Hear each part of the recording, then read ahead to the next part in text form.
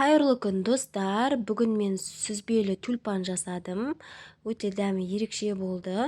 Сіздерге де дайындауға кеңес беремін. 500 грамм ұн қостым, және де сары майдан 200-300 грамм, және қанттан 2 қасық қостым, тұз жарты қасық қостым 1 қасықпен, және қатықтан 1 стакан қостым. Жұмыртқаның сарысын бөлек қойып, ағын қостым. Қопсытқыштан 1 қасық қостым.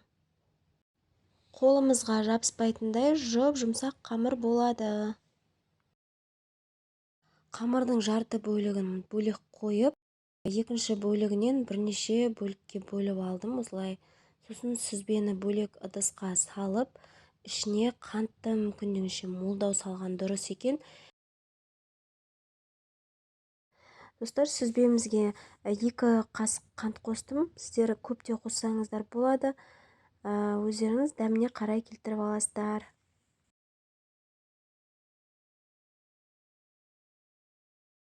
Қамырымызды өте жұқа етіп жайып аламыз да, бетіне сүзбемізді салып алатын боламыз. Видеода қалай жасадым, солай жасасаңыздар оңай болады.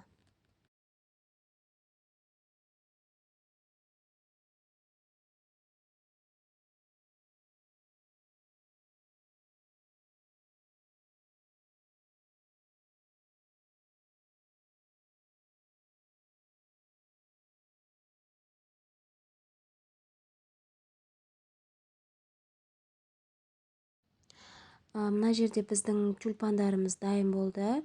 Бетіне жұмыртқаның сарысын жағып, кунжутты себетін боламыз. Міне достар, біздің сүзбелі тюльпандарымыз дайын болды.